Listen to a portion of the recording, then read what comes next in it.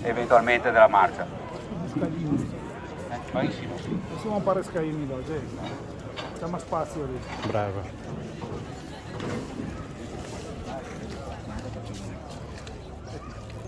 Bravo.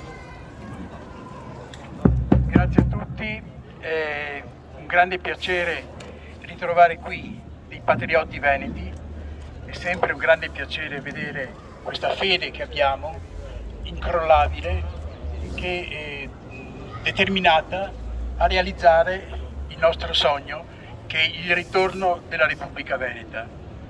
Non siamo in tanti qui, ma siamo in tanti in tutta la Repubblica Veneta. Tutte le bandiere che ci sono davanti alle case testimoniano questo amore, questa volontà, questo sogno, questa determinazione dei veneti a ritornare liberi, a continuare a essere veneti. Noi abbiamo ricomposto le istituzioni basilari della Repubblica Veneta. Non potevamo aspettare che qualcun altro, qualche istituzione, l'ONU, la Chiesa, che ne so io, potesse ricomporre le istituzioni venete. Istituzioni che sono state abbattute da un'occupazione straniera e che la Repubblica Veneta non ha mai riconosciuto questo abbattimento. Per cui la Repubblica Veneta continua nel suo spirito, continua nella nostra azione e determinazione. Noi come partecipanti, come eredi della Repubblica Veneta, abbiamo una quota parte della Repubblica Veneta. Siamo eredi di una quota parte e in quanto figli eredi della Repubblica Veneta abbiamo tutti i diritti di ricomporre la Repubblica Veneta. È quello che abbiamo fatto. Dopo diverse esperienze, ormai di un cinquantennio, politiche soprattutto, e dopo la timida organizzazione di altre istituzioni come un Parlamento veneto, come un governo veneto, siamo passati a organizzare le istituzioni della Repubblica Veneta, ricomporre il Maggior Consiglio e dopo il Maggior Consiglio eleggere il Doge. Il Doge era una figura importante perché rappresenta l'unità della nazione, la continuità giuridica e politica della nazione veneta. Noi oggi come Repubblica Veneta esistiamo già, mettiamocelo bene in testa. E come Maggior Consiglio, come istituzioni venete, come Doge, facciamo di tutto per recuperare questa indipendenza, questa sovranità internazionale, ottenere il rispetto internazionale dei vari paesi nei nostri confronti, soprattutto da parte di quei paesi che sono responsabili della nostra caduta. Parlo della Francia, parlo dell'Austria, in quanto erede dell'impero asburgico, e parlo anche dell'Italia, un paese artificiale che si è composto nel 1860 e che ha ottenuto la cessione dei territori veneti da parte dell'occupante precedente. L'Italia esercita qui un'occupazione indebita sui territori veneti. E questo è il nostro lavoro politico, quello di chiarire queste cose, quello di portare avanti questo discorso, e il Maggior Consiglio, un anno fa, se non sbaglio, ha decretato la fine della colonizzazione italiana sui territori veneti al 1° marzo 2023, cioè tra un anno. Tra un anno che cosa succede? Succede che noi dobbiamo muoverci, organizzarci, dimostrare questa volontà, organizzarci nel territorio, creare dei sindaci veneti paralleli a quelli occupanti, in modo da dare più corpo alla Repubblica Veneta e prepararci a questo appuntamento del 1° marzo 2023 capace di affermare questa fine della colonizzazione. Cosa succederà il 1° marzo 2023? Il 1° marzo 2023 potrebbe anche non essere successo nulla, cioè che l'Italia continua a esercitare la sua sovranità impropria, indebita, illegittima, e noi essere ancora occupati. Però fisseremo a quella data l'inizio di una illegittimità di presenza della Repubblica Italiana sulla Repubblica Veneta. Allora noi dobbiamo mobilitare il popolo della Serenissima con queste marce qui. Cerchiamo di ottenere questo. È come la marcia del sale di Gandhi.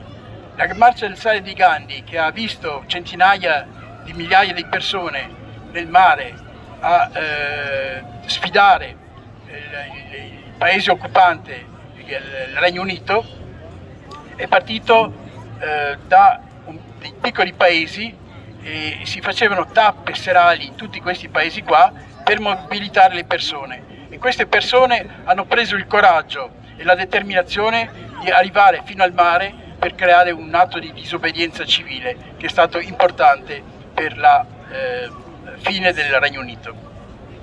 Ecco, le marce si tengono ogni mese. Abbiamo detto Cittadella, Cittadella, Feltre, Marostica e tante altre che si terranno ogni ultimo sabato del mese.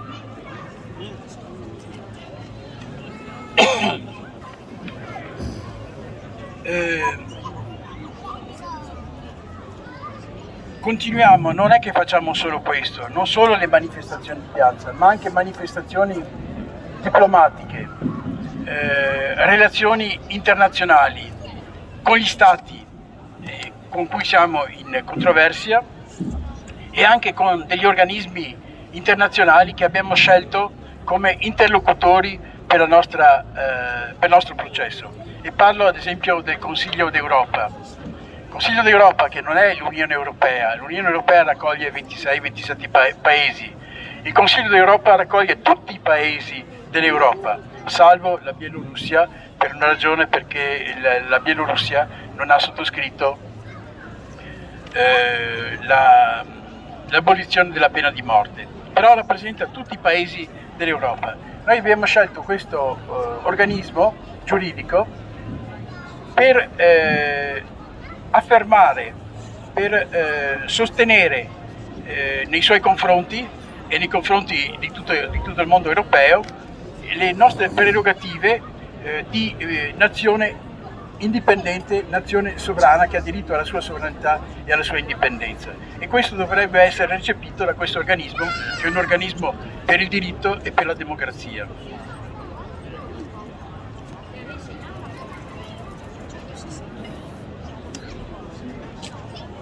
Noi non ci aspettiamo in questo momento delle risposte affermative da parte di questi organismi o da parte delle altre nazioni, perché abbiamo questa sicurezza. Noi siamo già una nazione storica, le nostre radici non pescano in un decennio, ma pescano in secoli. Abbiamo questa coscienza di essere veneti indipendenti e rappresentanti della nazione veneta, per cui non sono gli altri che devono aspettarsi da noi delle dimostrazioni di avere dei titoli di sovranità o di indipendenza, ma semmai saremo noi a chiedere agli altri di dimostrare questi titoli qua, perché siamo una delle più antiche repubbliche europee. Allora, ora ci sono degli scenari, dopo quelli del coronavirus, ci sono degli scenari di guerra. Chiariamo subito che siamo contro le guerre, però sappiamo anche prendere una posizione non codina, non conformista, ma capire le cose. Questa guerra che sta sviluppandosi in Ucraina non è una guerra mossa dalla Russia, ma è una guerra che ha i suoi responsabili proprio nella comunità internazionale, che per 8 anni ha taciuto sulle violenze, sui bombardamenti nei confronti di quella parte della popolazione, diciamo così, ucraina, che non ha accettato il colpo di Stato di Maidan del 2014. Per 8 anni queste popolazioni sono continuamente colpite, da 8 anni sono colpite da bombardamenti improvvisi che rendono impossibile una vita normale, una vita sociale, una vita politica, una vita indipendente. La Russia, che ha sempre sostenuto queste repubbliche, il Donbass, che ha tra l'altro una etnia russa, ha posto un out-out all'Ucraina di cessare questa sua politica provocatoria. Le cose non sono cambiate, per cui dall'out-out la Russia è passata ad azioni di forza che hanno avuto comunque il pregio di interrompere questo diritto che si era preso il governo golpista di Kiev, no? Di attaccare, di aggredire, di terrorizzare le popolazioni del Donbass. Le popolazioni del Donbass vanno rispettate perché non hanno accettato il colpo di Stato del 2014, il loro diritto. Non sono tra l'altro popolazioni omogenee alla gran parte dell'Ucraina e perciò hanno anche diritto di fare un passo indietro, come hanno fatto, e di autocostituirsi democraticamente.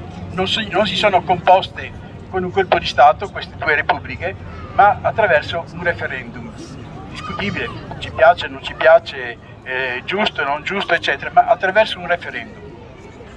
E hanno basato questa loro autodeterminazione proprio su questo istituto democratico. Il Consiglio d'Europa, a cui noi facciamo riferimento, in questi giorni, anzi ieri, ha preso una posizione di sospendere la Russia per la sua aggressione, dicono loro, all'Ucraina. Però il Consiglio d'Europa per 8 anni ha sempre taciuto su continui bombardamenti contro le popolazioni del Donbass. Per cui noi siamo contrari, siamo spiacenti di fronte alle scene che vediamo di guerra, di bombardamenti, di artiglieria, di aviazione, eccetera, però dobbiamo capire le ragioni. E oltretutto non ci muoviamo soltanto per affermare la nostra indipendenza, perché bisogna lavorare in un quadro internazionale. Nel quadro internazionale noi siamo per un'Europa, non quella dell'Unione Europea attuale, che è un organismo ibrido, artificiale, autoritario, non democratico, ma siamo per una confederazione degli Stati europei che optano per la libertà, per l'indipendenza e per la sovranità dell'Europa, di un'Europa indipendente e non di un'Europa succube delle politiche atlantiste e in rottura con un'altra parte dell'Europa che sarebbe proprio la Russia. Noi siamo per una ricomposizione dell'Europa in questa confederazione qua e ci stiamo già muovendo in questo senso qua, mandiamo sempre i nostri messaggi in questo senso. Ora questi messaggi forse saranno più ascoltati di prima, perché dato proprio questa situazione di crisi internazionale alla soluzione della quale noi proponiamo una conferenza internazionale, una conferenza gestita dal Consiglio d'Europa per la sicurezza europea, dove discutere i problemi che sono emersi, sia i problemi ucraini, ma sia anche il problema veneto. Noi portiamo avanti, mettiamo sul tavolo internazionale anche la questione veneta. Non è mai stata fatta prima, noi lo facciamo. Esprimo allora ora in questo momento noi abbiamo attraversato 3 anni molto difficili perché con la scusa del coronavirus, della pseudo pandemia, lo Stato italiano ha reintrodotto delle norme di carattere fascista, impedendo anche le manifestazioni, impedendo le riunioni. Noi abbiamo avuto enorme difficoltà a riunirci in pubblico, ma non abbiamo mai cessato di farlo, cioè siamo un organismo oleato, un organismo che cammina, un organismo che cresce continuamente. Ci riuniamo in presenza quando possiamo o anche online.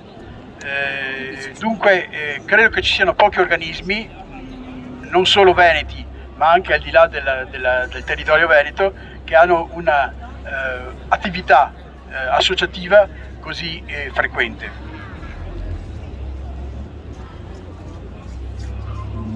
l'Italia, che non è il nostro Stato, che è uno Stato che noi contrastiamo in quanto Stato occupante, è uno Stato ibrido, artificiale, autoritario, mafioso, che il mio amico, lo cito sempre, il mio amico Pannella, questo non piace a tanti che io citi questo nome, perché non è veneto, ma nonostante le sue contraddizioni dell'ultimo periodo, definiva questo paese, questo Stato, anzi non il paese, questo Stato italiano, lo definiva la peste. E era un'analisi corretta. Difatti l'Italia esporta questi suoi modelli, come ha esportato i modelli sulla pandemia, ripresi un po' dalla Cina, a dire la verità, in tutto il mondo, il lockdown, le mascherine, i cosiddetti Green Pass, eccetera, no? Ha contagiato l'Europa e il mondo con queste sue iniziative pseudo-sanitarie. Non solo. Adesso vediamo che lo Stato italiano ha appoggiato, che è responsabile per un semestre del Consiglio d'Europa, ha approvato la sospensione della Russia da questo organismo, il Consiglio d'Europa, che è un organismo giuridico, dalle sue attività, creando una grande contraddizione, perché un organismo giuridico, un organismo di diritto, deve discutere delle questioni di diritto, anche la questione ucraina, la questione del Donbass e quant'altro, e trovare delle soluzioni. È l'ambiente naturale per fare questo. Ebbene, l'Italia si è contraddistinta. Ieri, non so se avete visto il telegiornale, il ministro degli esteri italiano, che in questo semestre presiede il Consiglio d'Europa, ha detto di aver sostenuto la sospensione della Russia dal Consiglio d'Europa. Ecco, noi oggi stesso abbiamo fatto un comunicato contestando questa sospensione e ribadendo la nostra determinazione a divenire il 48esimo Stato membro del Consiglio d'Europa. La situazione del coronavirus ha prodotto delle oscenità, come il provvedimento di natura fascista del questore di Vicenza nei confronti di Loris Mazzolato, imponendogli un divieto di soggiorno a Bassano. Noi vogliamo qui esprimere solidarietà a Loris, che aspira a diventare di nuovo sindaco del suo paese, invitandolo prima di questo, nei prossimi giorni, ad aderire alla nostra iniziativa di creare dei sindaci veneti paralleli a quelli occupanti, di divenire lui stesso sindaco veneto di Resana, prima ancora di diventare eventualmente, la cosa non ci riguarda, sindaco di Resana. Perché i sindaci veneti sono quelli che rappresentano, esprimono la presenza della Repubblica Veneta nei territori comunali, ed è importante che questo avvenga. È importante che tutti noi partecipiamo a questa campagna di creazione dei sindaci veneti e saremo grati a Loris Mazzolato se prendesse in considerazione e si facesse lui stesso sindaco veneto, che non gli impedirebbe poi anche di fare il sindaco bulgaro, sloveno, italiano, marocchino, eccetera. Ecco, allora annunciamo un prossimo appuntamento, una marcia. Invitiamo gli amici di Este a darci una mano, a organizzarla con noi, questa marcia, e poi ne seguiranno delle altre. Este perché è un posto molto bello come questo qui, è un posto significativo, parla delle origini dei Veneti. Noi sappiamo che tutti noi, al di là del fatto politico, siamo malati di venetismo, di veneticità, di culto delle nostre origini, per cui Este è anche un luogo, un sito importante da questo punto di vista. Basta, vorrei finire leggendo il testo di Loris Mazzolato, che ha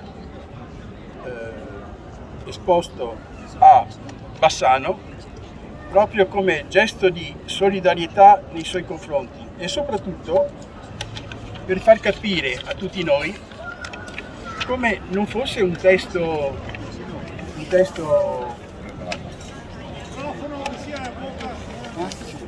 come non fosse un testo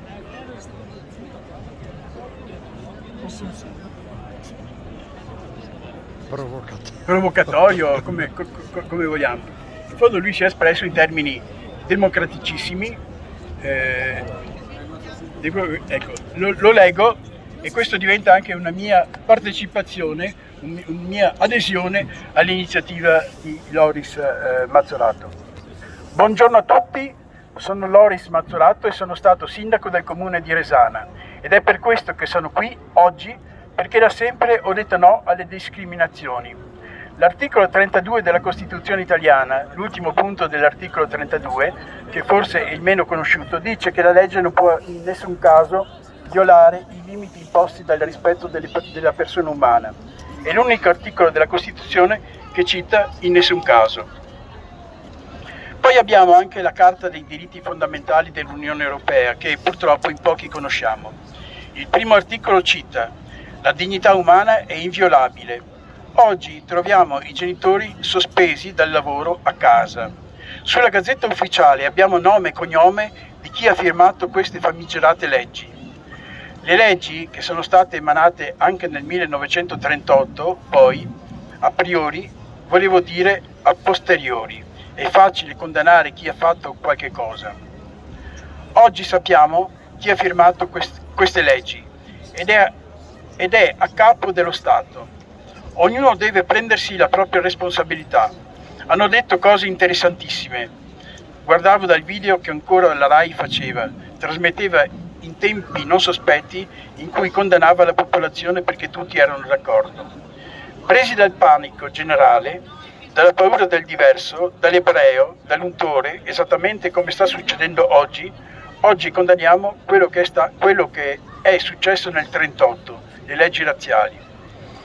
Oggi stiamo vivendo nello stesso clima terroristico, ci stanno spaventando a morte e non c'è il coraggio da parte della popolazione di reagire. Allora, ognuno di noi ha una grande responsabilità ed è proprio perché, forse dico forse, io ho la fede, io la fede l'ho persa. Io dico pubblicamente, ma forse perché l'Italia pensa di essere ancora un paese cristiano cattolico, e dietro le nostre spalle abbiamo un santuario di quello che dovrebbe essere dentro di noi, dove dentro di noi o dentro ogni uomo c'è una luce divina. In questo momento sono convinto che molti hanno spenta in particolare proprio quelli che hanno giurato lealtà alla Costituzione e la stanno tradendo. Però di una cosa sono orgoglioso, che la storia renderà giustizia come è sempre stato.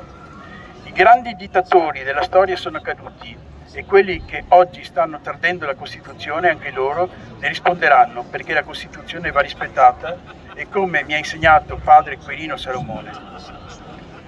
Bisogna fare obiezione di coscienza di fronte alle leggi ingiuste, di fronte a ciò che ci ha insegnato la storia, perché se è vero che la storia ci ha insegnato determinate cose, vedi quello che è successo nel 1938, oggi abbiamo il dovere morale e etico di dire no a questi eccidi, all'emarginazione, alla nuova discriminazione. Restiamo uniti, non usiamo la violenza, perché è quello che vogliono. Anzi, la violenza viene proprio da quelle persone che si levano il casco davanti ai cittadini per far vedere che sono come noi, che sono con noi, ma se fossero con noi veramente dalla parte della Costituzione, io ce l'ho in mano, avrebbero anche loro il coraggio di dire queste cose non si devono fare. Come molti genitori oggi hanno la forza di sospendersi dal mondo del lavoro perché dicono di no, qualcun altro deve fare lo stesso. Io voglio lasciare un segnale di amore, di pace, di luce, perché queste sono le armi di Dio, sono le armi del perdono. Dobbiamo capire che più di qualcuno si sta comportando in questo modo, forse perché preso dalla paura. Ma noi dobbiamo avere la forza di perdonare tutti e vi prego dal profondo del cuore, non reagiamo con la violenza, perché questo è quello che vogliono. Abbiamo visto le scene di violenza a Trieste, le stesse cose sono state scatenate da quelli che dovrebbero difenderci. Chiudo solamente con una sola cosa. Quando ero a Trieste, quando è esploso il movimento dei portuali e giravo con i cartelli che ha mia figlia e con la maglietta che sta indossando mia figlia, che è la coppia del Corriere della Sera, di cui sono state emanate le leggi razziali, un signore si è avvicinato a me, un anziano mi ha detto vieni con me e mi ha portato verso le forze dell'ordine. E mi sono detto, che cosa ho combinato? Mi ha detto guarda per terra e io mi sono girato intorno e lui mi ha detto guarda per terra e ho guardato per terra. Ero in piazza dell'Unità d'Italia a Trieste e c'è una lapide che mi ha fatto piangere in quella piazza. Nel 1938 sono state annunciate le leggi razziali a Trieste. Signori, dobbiamo avere la forza di far sì che certe cose non si possono più ripetere. Grazie Loris Mazzorato. E io questo testo lo sottoscrivo al 100%.